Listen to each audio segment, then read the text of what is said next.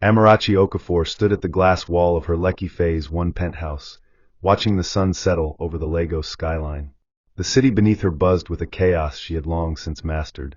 At only 34, she was one of Nigeria's most powerful young CEOs, the founder of Mara's Touch Holdings, a real estate and logistics empire built from scratch after years of being mocked as just a pretty village girl with ambition.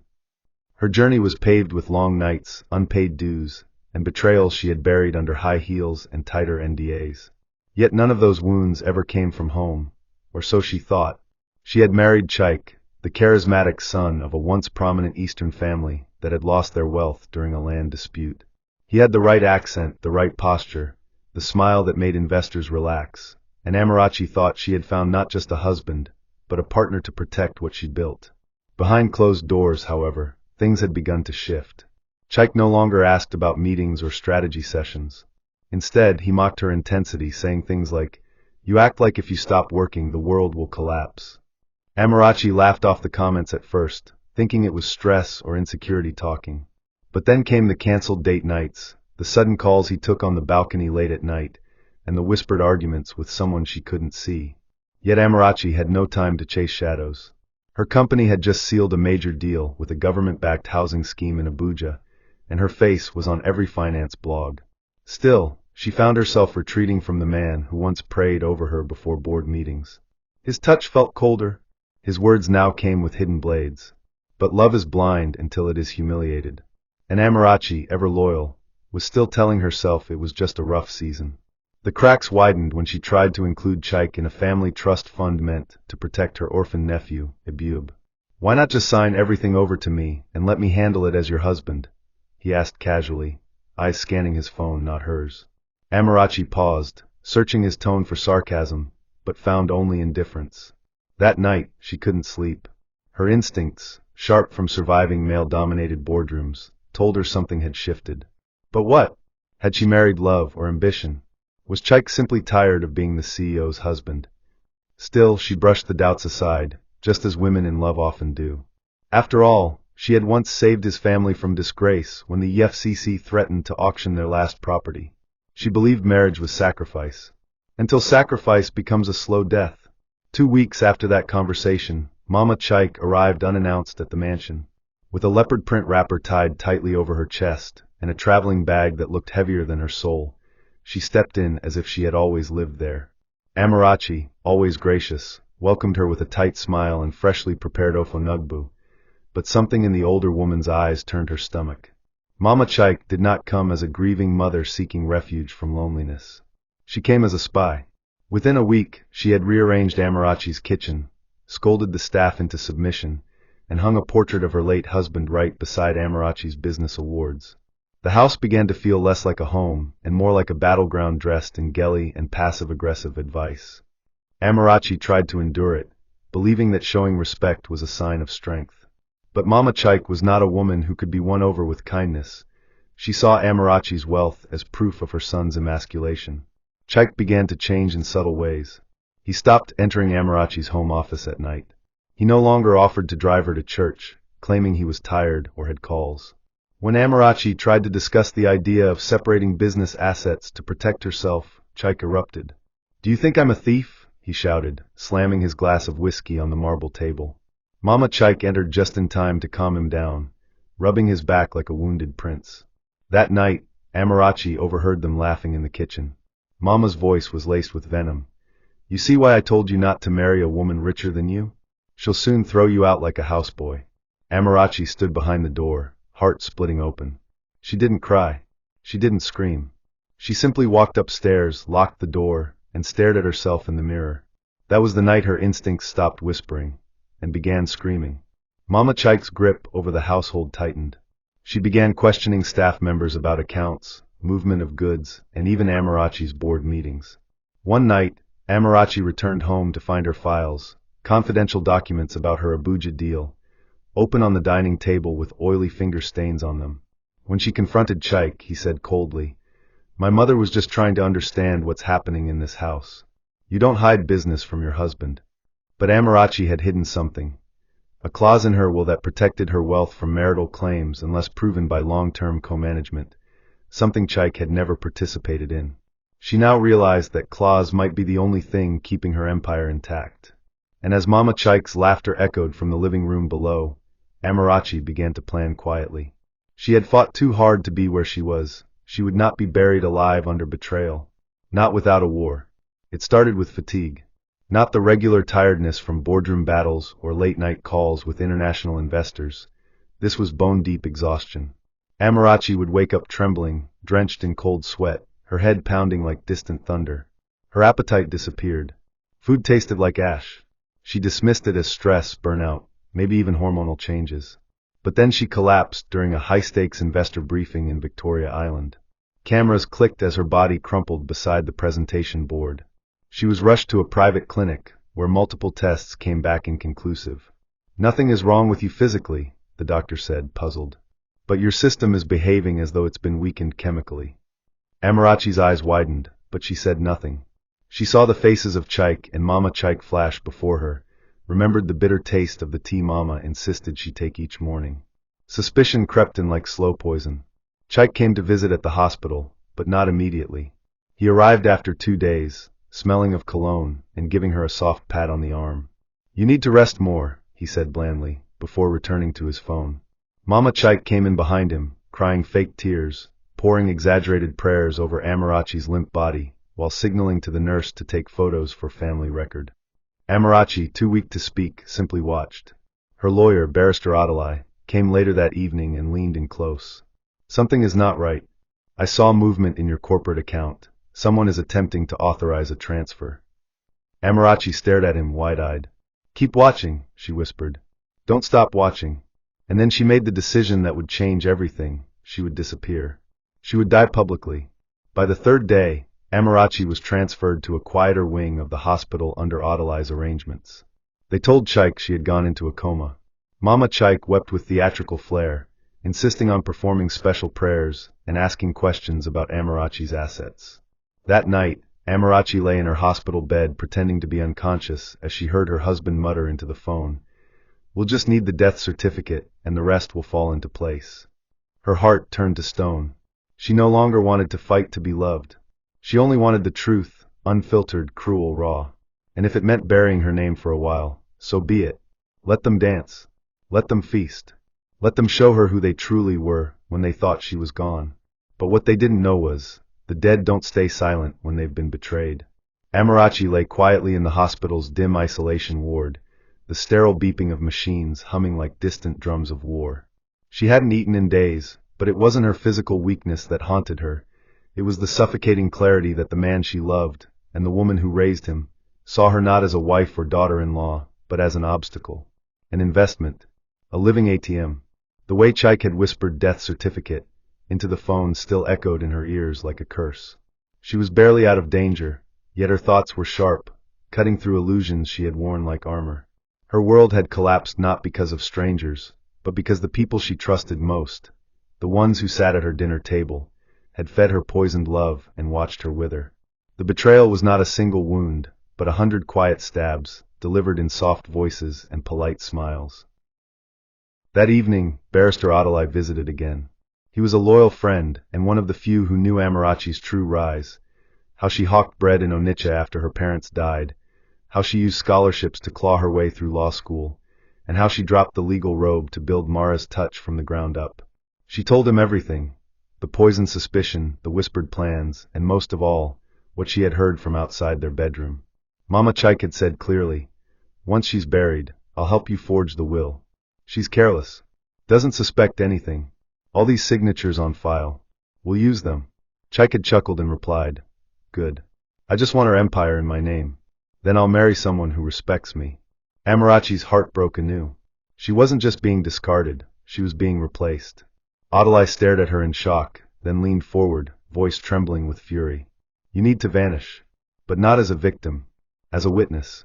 Let them bury a ghost and inherit a curse." That night, while still hooked to a drip, Amarachi forced herself to rise. With the help of a trusted nurse on Adalai's payroll, she signed fake discharge papers and was wheeled out through the back of the hospital in an ambulance marked for private mortuary transfer. Her name was changed in the system. A false death certificate was processed through a contact Adalai had in the Ministry of Health. Within 48 hours, the world believed Amarachi Okafor was gone. Newspapers carried the headlines, "Business tycoon dies after brief illness." Social media buzzed with eulogies. Celebrities posted old pictures with her. Chike issued a brief statement thanking everyone for their prayers and asking for privacy. Meanwhile, Mama Chike began wearing white lace every day, feigning mourning. But in private, they began scheming. Amarachi, now hiding in a rundown apartment in Ajij under a different name, watched it all unfold from behind dark curtains and silent screens. She wasn't dead. She was resurrecting herself in silence. And soon, the truth would rise with her. Back at the mansion, the air was thick with fake grief and barely contained excitement. Mama Chike had turned Amarachi's once elegant living room into a morning parlor where she greeted guests with crocodile tears and hushed voice tones. Chike played the grieving widower well, dressed in black kaftans, refusing food in public, and posting spiritual quotes online. But in private, he was already sipping champagne with one of his business partners, hinting at a new era for Mara's Touch Holdings. She didn't have any kids. No heirs. "It's just me now," he said confidently, swirling his drink. Amarachi, watching from a hidden laptop screen, took screenshots of every comment, every forged document filed. Adalai was tracking movements at the Corporate Affairs Commission. Chike had already begun the process of transferring board power to himself. What he didn't know was that Adalai had coded a clause into the original board constitution. Any such transfer, without the founder's biometric consent, would be criminal fraud. Late one night, 2 days after Amarachi's supposed burial, she disguised herself in a black hijab and returned to her own home. She knew they would not expect her. She stayed in the shadows of the kitchen hallway, heart pounding as she heard voices from her former bedroom. Chike and Mama were laughing. She was too proud, Mama Chike sneered. "See how everything is in your hands now. I told you, once she's gone, all this will become yours. And that Abub, he will become the perfect tool. Just get him under your roof. Once he signs as family heir, you are untouchable." Amarachi bit her lower lip, so hard it bled. They wanted to use her nephew, the boy she raised since her sister died in childbirth, as a legal puppet. Her child. Her everything. The final straw had been lit. She had heard enough. She slipped back out the gate, tears mixing with sweat on her face. If it was where they wanted, she would give it to them. Quietly. Strategically. Like the serpent they thought she was too emotional to be. She returned to Ajij that night shaking. Not from fear, from rage. Adalai found her sitting on the floor, her arms wrapped around her knees. "They want Abub," she said coldly. "They think I'm not watching. But I am. And when I return, it will not be as Amarachi the wife. It will be Amarachi the storm." Adalai nodded, handed her a burner phone, and began explaining the next phase: shadow surveillance, data tracking, digital trails, and legal groundwork. She began building a wall of evidence: bank statements, property transfer documents, estate claim letters. Meanwhile, Chike and Mama began celebrating, unaware that every step they took was being logged, filed, and prepared for court. Amarachi might have left her mansion, but she hadn't left the battlefield. She was about to expose the very rot that grew in her bed, her kitchen, and her bloodline. The games had only just begun. Barrister Adalai sat across from Amarachi at the dingy round table in her safe house, his white shirt rolled to the elbows, his eyes sharp with resolve. He had once been her intern, fresh out of law school and eager, and she had mentored him like a younger brother. Now he was the only one she could trust. They went through a checklist: Mara's touchboard clauses, signature access overrides, land title deeds, staff loyalty indicators, corporate bank authorizations. Every document Chike and Mama Chike touched would lead them deeper into legal quicksand. Amarachi refused to cry. She had done all her mourning the moment she heard them speak about her like a stock option, ready to be liquidated. Adalai reminded her, "Emotion is what they use to weaken you. Now let it fuel you. Your strength is not silence. It's timing." And so they began, laying a trap, not of vengeance but of justice. Meanwhile, Mama Chike pushed Chike to fast-track things. She didn't update the will. "And that boy Abub, get him now. Make him sign something." Chike reached out to Amarachi's sister's cousin, offering to adopt the boy and give him a better life. The cousin, unaware of the real game, agreed, and Abub was sent to live with Chike. Amarachi nearly broke down when she heard the news. Her boy, the only piece of love she had left, was now under their roof. But Adalai warned her, "We can't act yet. We need the full proof, signed documents, forged forms. Once they involve the child, we take it all to court. Amarachi nodded, jaw clenched. She would not let her emotions rob her of the upper hand.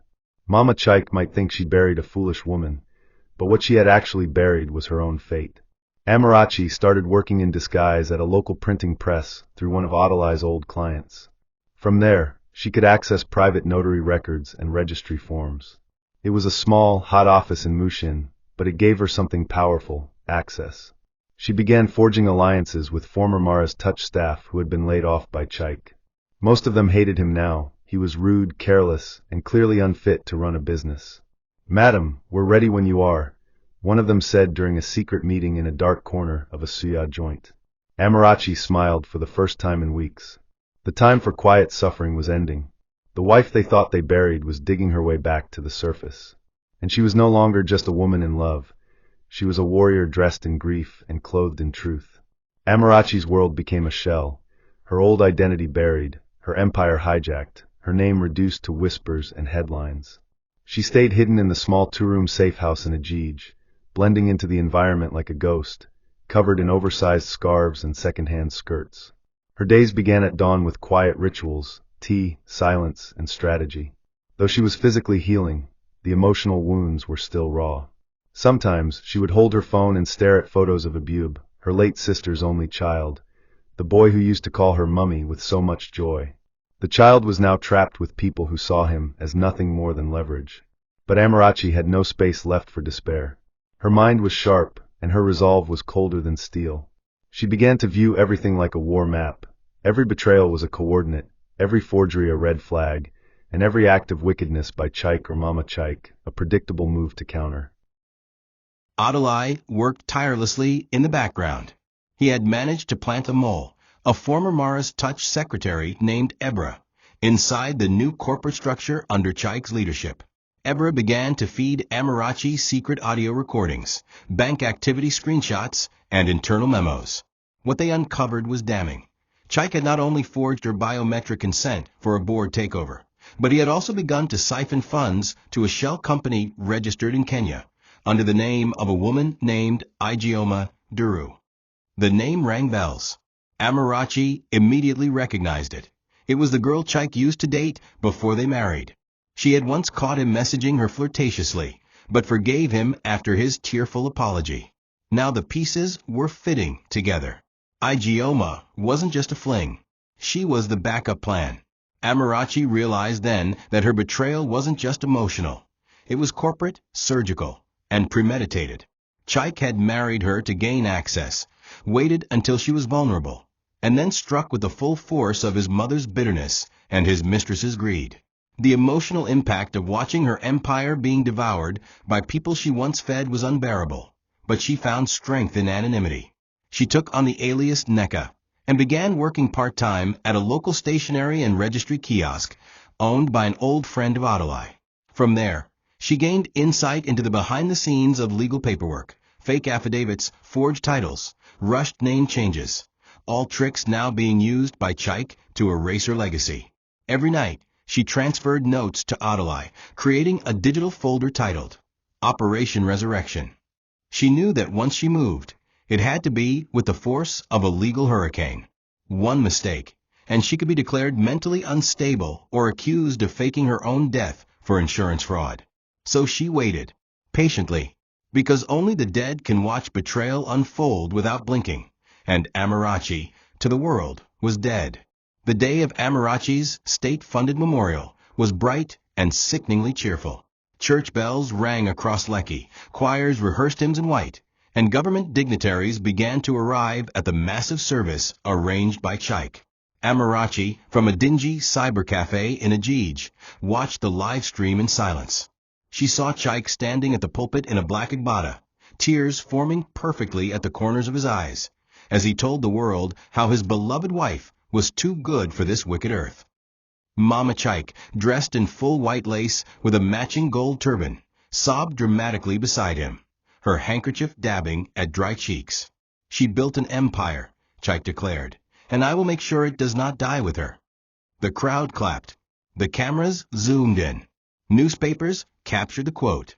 Amarachi stared, her face emotionless. In a way, this was the perfect disguise. The world thought she was gone. That meant no one was watching. But she was. And what she saw shocked her to her core. The most devastating part of the funeral wasn't the lies spoken over her memory, but the betrayal of those she once called friends. Former board members took turns praising Chike for his strength. Her former PA delivered a tribute claiming Amarachi trusted Chike with everything. Not one of them mentioned her as a visionary.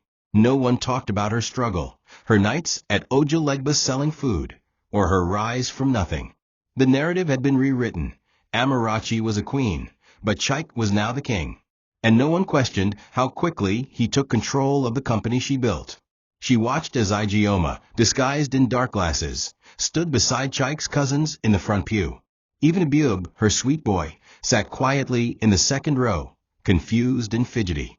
Amarachi reached for her screen and zoomed in. The boy looked thinner, sadder. She knew then that she couldn't wait much longer. She had to move, not just for herself, but for him. They were trying to steal her child along with her empire. She had already faked her death. Now she would fake her return, with thunder. That evening, while the world mourned, Amarachi met with Adalai and 3 other silent allies. Ebra from the office, her old estate manager, and her former logistics supervisor. They formed a small circle of resistance, people who believed in her, people who knew she was alive. They devised a timeline, gather full proof of property transfers, board takeover irregularities, and Ibub's forced custody. Once the case was airtight, Amarachi would reappear not with scandal, but with evidence. Adalai had even secured an appointment with a high-ranking investigative journalist from Africa Eye TV. Once you speak, the whole country will listen, he said. But don't speak yet. Let the betrayal complete itself. Amarachi nodded slowly, her eyes hollow. She watched her own burial replay online that night, people throwing flowers on a closed coffin. But it wasn't her who lay in that grave. It was the Amarachi who once believed love was enough. The woman emerging now had no space for fantasy. She was coming for justice. The first fake document surfaced a week after the funeral, a forged amendment to Amarachi's company will, claiming she had transferred full rights of the business and estate to Chike in the event of untimely death. It bore her signature, her fingerprint, her seal, but she had never signed it. Amarachi and Adalai examined the scanned PDF Ebra smuggled from the company server. It was good, almost perfect. They copied this from the 2023 board minutes, Amarachi noted, zooming in. The seal was taken from a scanned land document I once stored on the shared drive. Chike had used her trust, her openness, as a weapon. She had always encouraged transparency, allowed her staff and husband access to her archives. That generosity had now become a noose around her neck. He wants full control of the Port Harcourt site, Adalai said, tapping the document. That's the biggest asset. He's clearing the land already. Amarachi exhaled deeply. Then let him finish, and we'll bury him in his own excavation. Meanwhile, Chike had grown cocky. He moved into Amarachi's corner office, painted it ivory, and mounted his photo behind the desk. He addressed the press with smooth lies. Amarachi wanted me to take care of the company in her absence. Her dream will not die. Mama Chike basked in the spotlight too, telling women's associations that she had raised a son of integrity, who stood strong in grief. Together, they charmed the public, buying airtime, arranging photo ops, sponsoring NGOs in Amarachi's name. They used her death as branding, positioning Chike as a widowed hero, continuing her legacy. But while the world celebrated him, Amarachi was compiling the final proof. Bank transfers with her forged signature, legal affidavits without proper registration, a fake letter to the board claiming she had been mentally unstable before her death. They had not only stolen from her, they had assassinated her character. The real turning point came when Adalai intercepted a courier package meant for the company's auditors. It contained a copy of the fake will, with a cover letter from Mama Chike stating, "This is Amarachi's final wish. Let's honor her." It was signed and sealed with authority. That was enough. Amarachi stood up, dressed in a black jumpsuit and veil, and walked to the window of her safe house. She didn't cry. She didn't scream. She whispered, "It's time." Adalai looked at her and simply asked, "Do we proceed?" She nodded. The trap was ready. The evidence was secure. The forgery was complete. And the dead woman was about to speak louder than ever before. The world had heard Chike's story. Now they would hear the truth. It was a rainy Tuesday evening when Amarachi finally came face to face, from a distance, with the woman who had been parading through her mansion like a queen. Her name was Ijeoma Duru. The same woman Chike had promised years ago was just an old flame. Amarachi had once caught a flirtatious email, laced with endearments and a dinner reservation. But she forgave him, choosing love over suspicion. Now, dressed in a headscarf and oversized glasses, Amarachi sat in a dusty restaurant across the street from her old estate and watched through the blurry window as Ijeoma descended from Amarachi's own Prado SUV. The audacity made her jaw clench. The woman wore her designer scarf, held her handbag, and even strutted through the gates as though she were the rightful owner. A security guard opened the door for her with the same respect they used to show Amarachi. It wasn't the affair that stung most. It was the fact that Chike had replaced her before her body was even cold. He hadn't just moved on. He had upgraded in the public's eye using her wealth, status, and silence. Adalai had already confirmed the woman was not only living in the house, but had signed documents authorizing key transactions on Amarachi's company account, all using a forged power of attorney allegedly granted in Amarachi's dying days. Amarachi felt bile rise in her throat. She knew this was more than betrayal, it was calculated replacement. In one of the smuggled voice notes from Ebra, Ijeoma could be heard mocking Amarachi. She thought she was irreplaceable. "A beg, money and body day expire. I fit run this company better than her SEF." The voice was sharp, arrogant, and cruel, but it lit a fire in Amarachi's gut. She downloaded the file, made multiple backups, and labeled it Exhibit D Mistress Access. That night, she followed Ijeoma to a hotel in Ikeja, where the woman met with a private contractor who specialized in moving assets discreetly out of Nigeria.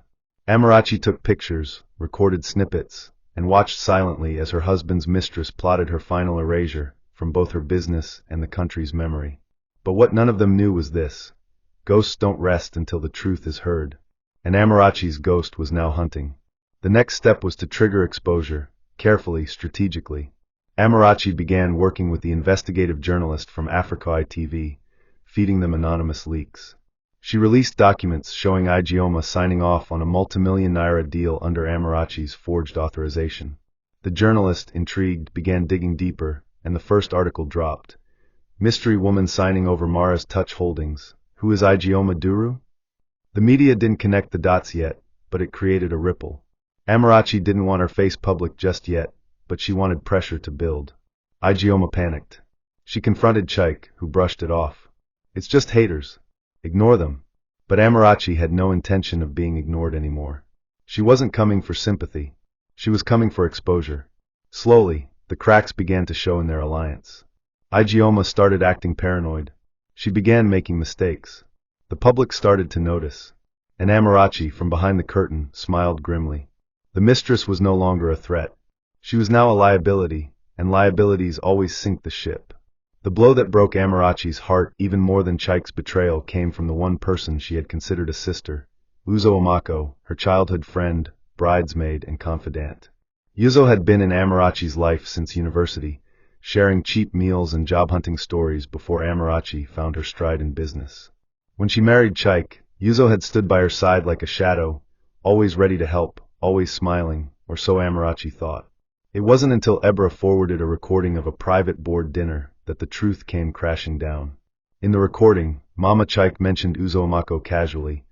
"She's been very helpful, feeding us updates on Amarachi's movements and documents for months before she fell ill. Tell her she'll get her own share." Chike laughed and added, "Uzo's smart. She knows the game. Not like Amarachi, who believed friendship is bulletproof." Amarachi paused the recording, sat in total silence, and stared at the wall for over an hour. Uzo had sold her for a slice of wealth she never helped build. The betrayal poisoned Amarachi's memories. She thought of all the nights she had cried in Yuzo's arms when Chike began pulling away. She remembered how Yuzo always encouraged her to keep joint accounts. It shows trust. She now saw every piece of advice not as sisterhood, but sabotage. Her own friend had softened the walls for the thieves to sneak in. Amarachi sent Adalai to investigate Yuzo's accounts. What they found was revolting. Large deposits from Chike's company and 2 new property acquisitions under Yuzo's name in Aja. Amarachi realized then that Yuzo had likely been the one who convinced Chike that Amarachi's will could be forged with ease. She had once handled the storage files during a home reorganization. Amarachi didn't cry this time. Instead, she added Yuzo's name to the evidence log and included her betrayal in the legal brief Adalai was preparing. But inside, a scar formed that even victory couldn't heal. Betrayal from an enemy cuts your skin. Betrayal from a friend rots your soul. To push the public narrative further, Amarachi anonymously leaked another voice clip, this time featuring Yuzo boasting during a spa day, saying, "Even if Amarachi wakes up from the grave, everything is in Chike's name now. She died stupid." The video went viral. The media still didn't know who sent it, but social blogs and Twitter started connecting dots. The public began questioning how Chike had risen so fast, and whether Amarachi's death had been too convenient. Mama Chike called Yuzo in a panic, screaming about her lack of caution. Yuzo denied leaking anything, but the damage was done. The vultures were now turning on each other. Amarachi watched it unfold with a quiet fury. She had loved her friend, cherished her. But Yuzo had chosen greed. And Amarachi had chosen justice. The scales were now tilting. Slowly. Surely. Quietly. But they were tilting in her favor. Ibube had always been Amarachi's light in dark places. A soft-spoken, curious boy with her sister's almond eyes and her father's stubbornness.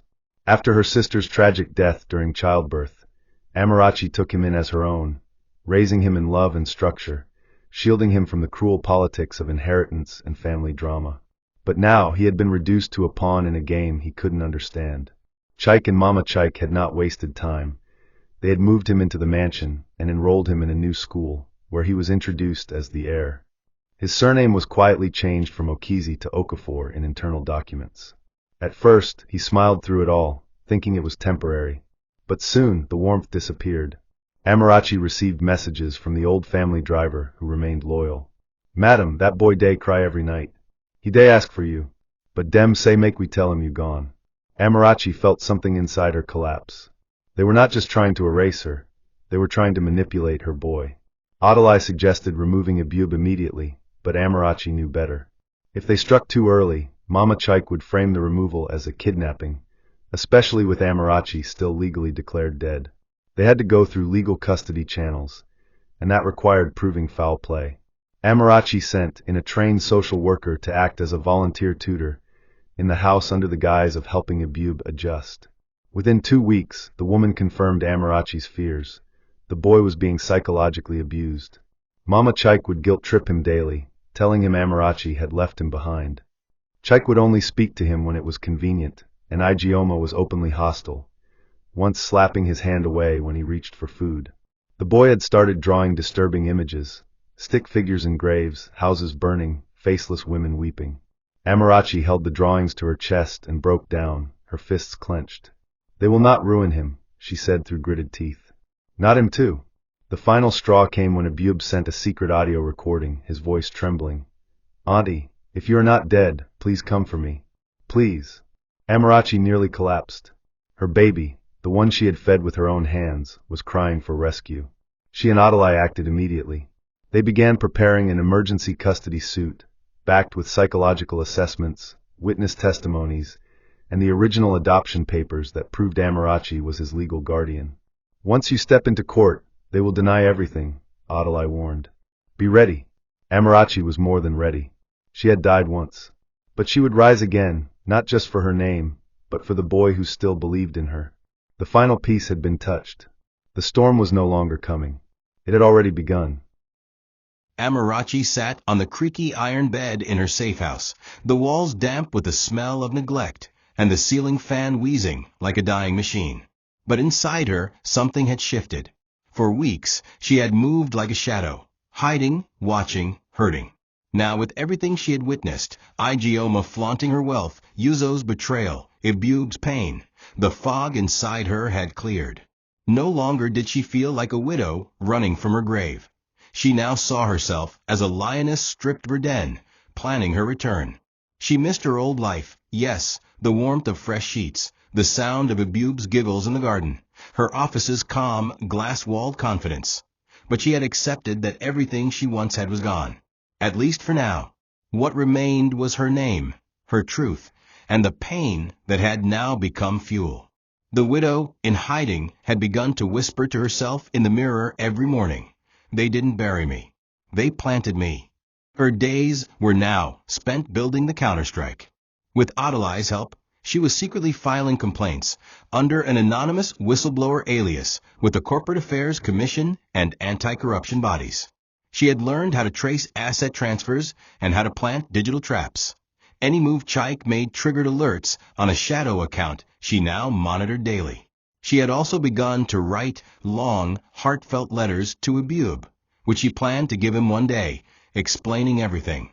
At night, she often stood by the window, watching the local children play in the muddy alleyway, wondering if her boy still laughed. She dreamed of hugging him, of walking into her company's annual general meeting, and watching Chike's face curdle in shock. But reality was still cruel. Her death certificate was still active.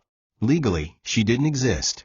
And unless she returned with irrefutable evidence and a public platform strong enough to withstand their lies, they could brand her insane or even criminal.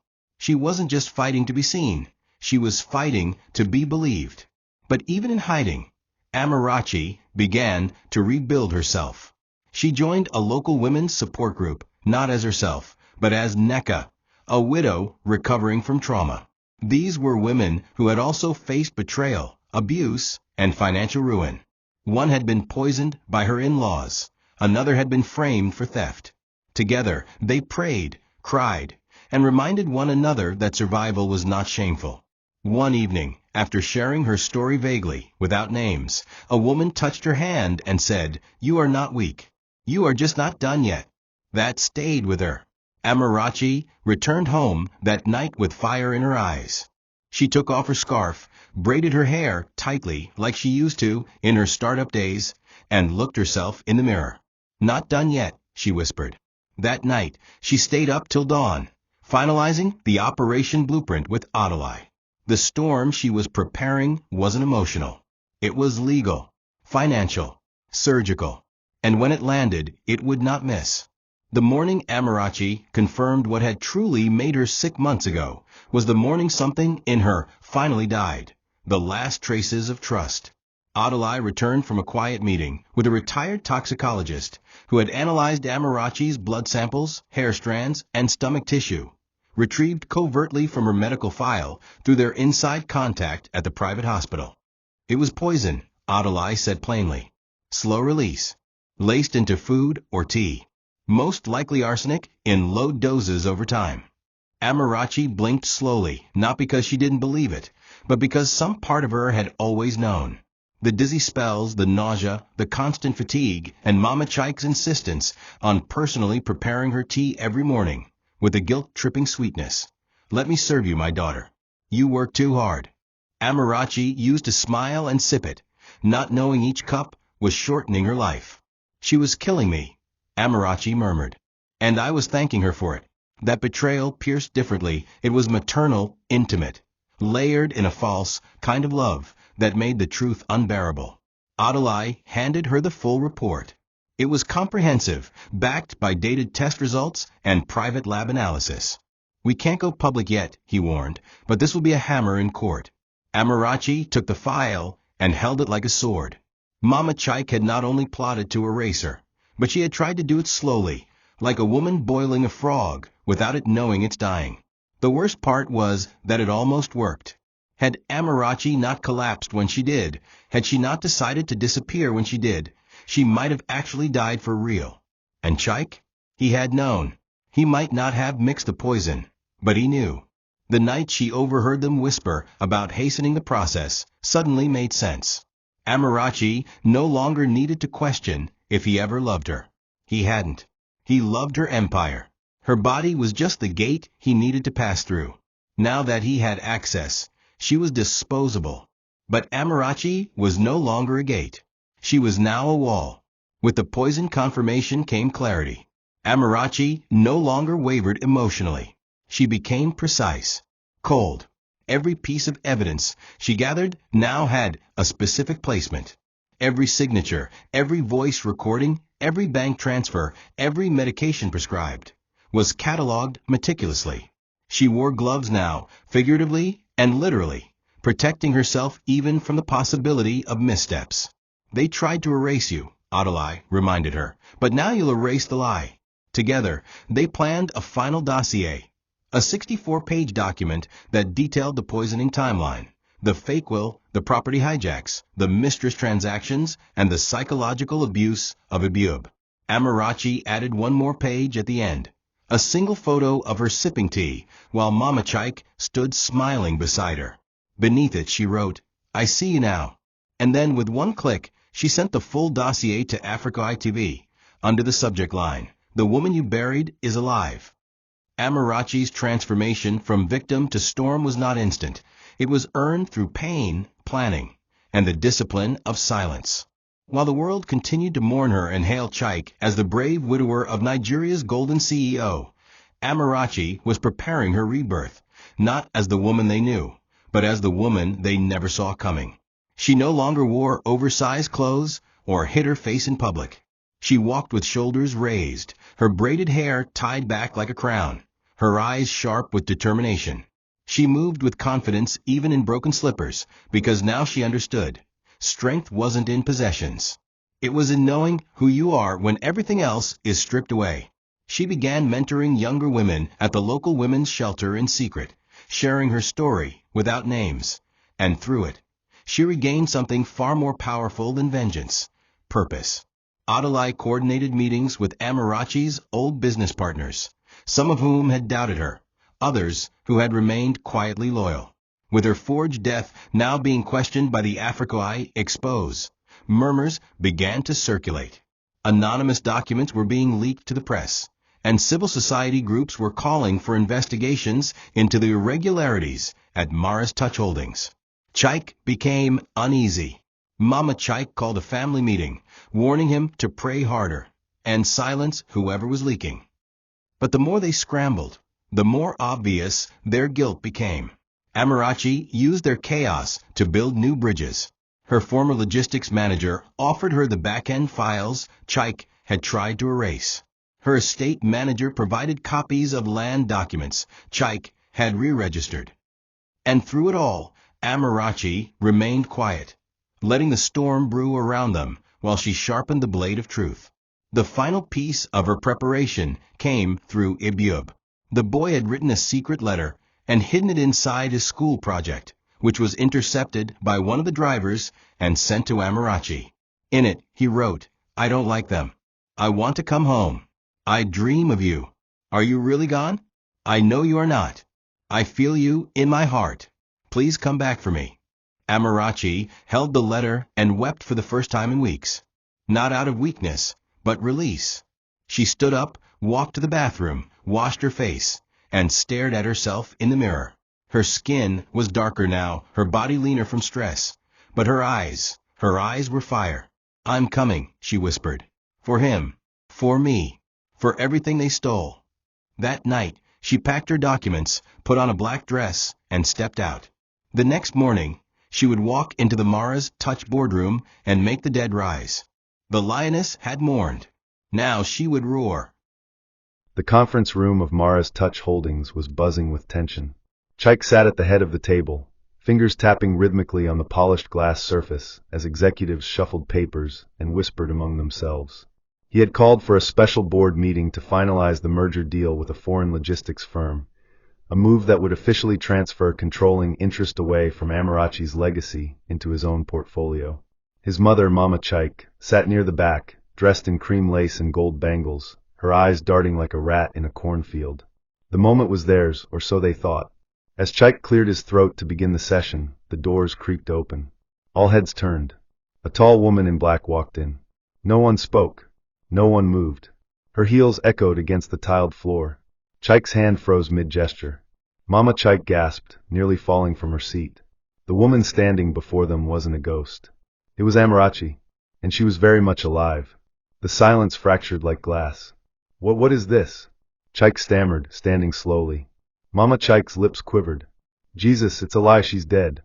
We buried her. Amarachi didn't blink. She placed a thick folder on the table in front of Chike and said, You buried forged papers. You buried lies. But you didn't bury me. Her voice was low, calm, deadly. The boardroom erupted in murmurs. Several executives stood in shock. Others whispered, How is this possible? Is that really her? Amarachi turned to the projector and plugged in a flash drive. A presentation appeared on screen. Forged signatures, fraudulent property transfers, hidden bank accounts, the toxicology report showing arsenic poisoning. Everything. Then came the video evidence, Igioma signing documents, Chike boasting about ownership, Mama Chike plotting. This is a formal petition of corporate fraud, attempted murder, and custodial manipulation, Amarachi announced. Effective immediately, I'm resuming my position as CEO. And I suggest you all choose which side of history you want to be on. Chike lunged toward her, but two private security officers, hired by Adalai and waiting outside, blocked his path. You lied to the world, he shouted. You faked your death. Amarachi smiled coldly. No. You tried to kill me. I just gave you space to prove it. Mama Chike collapsed into her chair, fanning herself hysterically. This is witchcraft. She's a ghost. Amarachi, forgive me. I thought you were dead. Amarachi didn't respond. She simply turned to the board and said, This company was built on truth, not treachery. I will cleanse it, starting now. She walked around the table, took her rightful seat, and opened her laptop. The screen lit up with her name, CEO, Amarachi Okafor. The board was stunned. But deep down, many of them were relieved. The company had been crumbling under Chike's arrogance. Now order was returning, not with noise, but with quiet authority. The queen was back, and she wasn't leaving without justice. The Lagos High Court was packed like a festival. Journalists swarmed the entrance, bloggers held up phones, and banners screamed headlines like, Amarachi Okafor rises from the dead to sue husband and mother-in-law. Inside the courtroom, the tension was so thick it could slice flesh.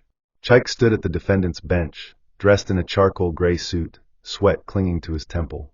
Beside him, Mama Chike wore all black, her face puffed from stress and defiance. Amarachi entered in a cream-colored power suit, her head held high, Ebub's tiny hand tucked into hers. The crowd murmured. Camera flashes lit the air. The judge, Justice Neko Obler, raised an eyebrow and said, Let's begin.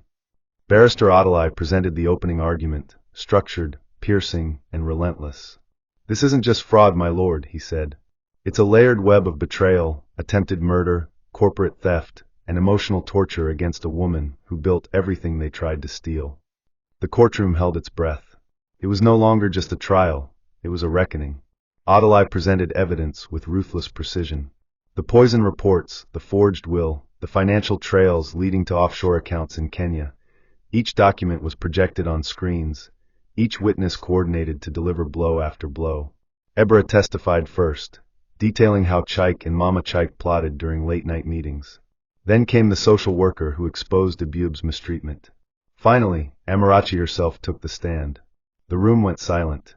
She recounted in detail her collapse, the whispers she heard, the fake funeral, and the slow realization that her love had been a lie. I didn't fake my death out of spite, she said softly. I did it to survive. I trusted the wrong people. But I won't let them destroy what I've built, or who I love. Tears welled in eyes across the room. Even the judge seemed visibly moved. But the defense fought back, accusing Amarachi of manipulation, deceit, and media stunts. She fooled everyone. Chike's lawyer shouted. She disappeared by choice. Amarachi stood and replied, You don't disappear by choice when you're being poisoned. Then came the turning point, a surprise witness called by Adalai, the nurse from the hospital who helped fake Amarachi's discharge. She confirmed that Amarachi was given no choice but to vanish, as there were repeated calls from Chike to the hospital requesting updates on her condition. Secret recordings surfaced, including one where Chike said to Igioma, Once that death certificate is ready, we're set. Amarachi's money becomes ours. The courtroom gasped. Mama Chike began shouting Bible verses and collapsed in mock hysteria. The judge banged her gavel. Silence. This court is not a movie set. But in truth, the damage was done. The lies had been unraveled. The betrayal laid bare. Amarachi sat back down, her hand gripping Abuab's. He smiled up at her, a small, broken smile. She kissed his head and whispered, "We're almost there." And for the first time in months, she believed it. The next day's proceedings were even more explosive. Ijeoma Duru was subpoenaed and dragged to court, her face powdered, her lace blouse crisp, but her confidence visibly cracking. She had tried to flee the country days earlier, but Adeli's legal team had secured a court order and police interception. As she entered the courtroom, Amarachi didn't even look at her. Ijeoma had been the final insult in a chain of betrayals. She had not just inserted herself into Amarachi's life, she had attempted to wear her skin, sit in her chair, and speak with her voice. But today, she stood where she truly belonged, on the witness stand unraveling. Under pressure, she folded fast. She confessed to signing documents in Amarachi's name at Chike's request. "He said she would never come back," she whimpered. "He promised me we'd take everything and start fresh abroad." The courtroom murmured. The judge leaned forward. "And you believed this was legal?" Ijeoma's voice broke. "I didn't care if it was legal. I cared that it was easy."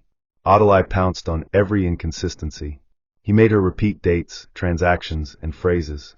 She tried to feign ignorance, but eventually admitted to receiving kickbacks, laundering real estate transfers, and helping Mama Chike stage fake property auctions to sell Amarachi's assets below value to Chike's holding company. The evidence was overwhelming. Screenshots, bank alerts, and emails signed, "Yours always, my queen," made it impossible for her to deny the affair. Amarachi sat calmly, her face unreadable. But inside, her heart burned. Not because of jealousy, she no longer wanted Chike, but because of the audacity of those who believed they could consume her empire like leftover jollof rice. They thought her absence was permanent. But she returned with the force of thunder. Ijeoma, now cornered, begged for leniency, blaming Chike and Mama Chike for manipulation. But the damage was irreversible. The truth had surfaced. And it was ugly. The judge adjourned the case briefly for deliberation. Outside, the media went wild. Headlines screamed, "Mistress cracks under pressure. Amarachi's comeback shakes Lagos." Chike was seen being escorted to his car under heavy police guard. Mama Chike was spotted slapping a journalist's microphone away, shouting, "It's a lie. They're setting us up." Inside the courthouse, Amarachi sat alone in a corner room with Abuab. He looked up at her, eyes wide with wonder. "You really came back," he said. Amarachi smiled softly, cupping his cheek. "I never left you, baby. I just needed time to find the truth." He leaned against her. In that moment, with her name cleared and the lies exposed, Amarachi wasn't just a woman seeking justice. She was a mother reclaiming her child, a queen reclaiming her throne, and a soul rebuilding from the ashes. And as thunder rolled in the distance outside the courthouse, she whispered one final promise to herself. "Let them see how a buried woman rises." The courtroom was packed beyond capacity. The public gallery held politicians, journalists, human rights advocates, social media influencers, and even distant relatives of the Okafor family who had come to witness the fall of a dynasty. Judge Neka Obler entered, her face stoic, her robe immaculate. As she adjusted her glasses and glanced at the mountain of evidence before her, the courtroom fell into a haunting silence. "This court has reviewed all testimonies, examined all exhibits, and listened to the cries not just of one woman, but of justice itself," she began. Her voice rang through the chambers like a bell. She turned to Chike. "Mr. Chike Okafor, you stand guilty of corporate fraud, conspiracy to defraud, forgery, and psychological abuse. You betrayed your marital vows and violated both the law and basic human conscience." She paused, looked toward Mama Chike, then continued. "And Mrs. Evelyn Okafor, you are guilty of attempted murder through slow poisoning, coercion, and illegal property manipulation. You weaponized maternal authority to destroy another woman's destiny." As the words fell like hammers, Chike slumped in his seat. Sweat rolled down his temple. He tried to speak, but the judge silenced him with a hand. "Save your breath for prison." The courtroom gasped. Mama Chike stood up and began wailing. "My lord, she bewitched us." "Amarachi is a witch. She's using juju." Her voice cracked in hysteria, but no one pitied her. Not anymore. The damage had been done, and the truth was irreversible. The judge ordered their immediate remand into custody, pending full sentencing. Chike looked toward Amarachi one last time, but there was no hatred in her eyes. Just a kind of distant sorrow, as though she were mourning the memory of someone she once loved, but no longer recognized. As the bailiffs took them away, he broke down, crying like a child. "It was Mama. She made me do it. She poisoned your mind and mine, he cried. But it was too late. His voice echoed in an empty chamber of his own regrets. Amarachi remained seated as the courtroom emptied, her hands resting gently on her lap. Ibub came and held her arm. It's over, right? He asked in a whisper. She nodded slowly. Yes, baby. It's finally over. But inside, her soul was trembling. Justice had been served, but so much had been lost. Time, peace, friendships, trust. She thought about Uzo Amako, now under investigation for aiding corporate theft. About Igioma, facing criminal conspiracy charges. About the company she had to rebuild from scratch after public trust was shattered by Chike's leadership. It was not a clean victory. It was a scarred one. But it was hers. And when she walked out of the courtroom into the bright Lagos sun, cameras flashing all around her, she felt the weight of the grave fall from her shoulders. She had been buried alive, but she rose. Not just for herself, but for every woman who had been betrayed and made to feel like silence was survival. Amarachi had spoken, and the world had listened. The weeks following the verdict were bittersweet. Amarachi quietly returned to her mansion, now hers alone. The once lively halls felt hollow, echoing with memories. She removed Chike's portraits, cleared Mama Chike's lace wrappers left hanging in the wardrobe, and burned every poisoned teacup. But she didn't cry. She was past mourning. In the garden, Ibub played under the almond tree, where they used to sit and plan his school projects. He was smiling again, brighter, freer. Amarachi had withdrawn from the public eye, despite countless interview requests. She didn't need to speak anymore. Her story had already spoken for itself. Mara's Touch Holdings was slowly recovering. Clients were returning. Old staff were reinstated. And Amarachi began mentoring young female entrepreneurs, vowing never again to mix emotion with unchecked access. Guard your peace like an empire, she often told them. And she meant it, because she had learned that love without boundaries is not loyalty, it's suicide. One afternoon, as the sun dipped over the Lagos skyline, Amarachi hosted a small, private Thanksgiving dinner with only 5 people. Adalai, Ibub, her old estate manager, her loyal secretary Ebra, and the quiet social worker who helped expose the abuse. No cameras. No media. Just laughter, jollof rice, grilled catfish, and the warmth of people who helped her reclaim her life. They toasted to survival, to truth, and to scars that glowed instead of bleeding. Ibub stood up and read a short note he had written. To my mummy, who never stayed dead. You came back for me. You came back for you. You are the strongest person I know. Amarachi couldn't hold the tears back then. She hugged him tightly. And for the first time since it all began, she felt whole again. Not because the pain was gone, but because it no longer owned her. Months later, Amarachi stood alone at the entrance of a new building, a small foundation she had launched for women fleeing betrayal and financial abuse. It was called Phoenix Haven. On its wall was a mural of a woman walking through fire with a child beside her. Amarachi placed her hand on the painted wall and smiled. Her story had nearly ended in a hospital bed, in whispered betrayal, in a forged will. But she had rewritten it, not with revenge, but with resilience. As she looked up at the blue sky, a gentle breeze kissed her face, and she whispered, "Thank you. Not to Chike, not to Mama Chike, but to herself, for surviving, for fighting, for returning. Because when the world tries to write you out, the strongest revenge is writing yourself back in." And Amarachi had done just that, in bold, indelible ink. Thank you for watching this video. What did you learn from this story? Drop it in the comments. Please make sure you like, comment, and subscribe to my YouTube channel Tochi Stories for more.